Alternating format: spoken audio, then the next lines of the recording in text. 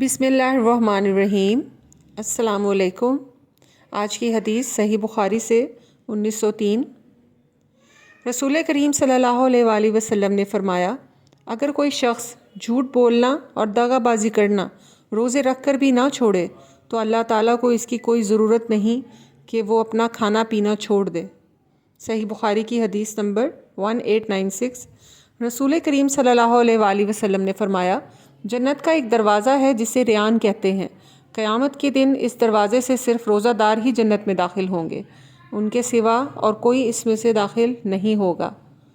پکارا جائے گا کہ روزہ دار کہاں ہے؟ وہ کھڑے ہو جائیں گے، ان کے سوا اس سے کوئی اور اندر نہیں جانے پائے گا، اور جب یہ لوگ اندر چلے جائیں گے تو یہ دروازہ بند کر دیا جائے گا، پھر اس سے کوئی اندر نہ جا سکے گا۔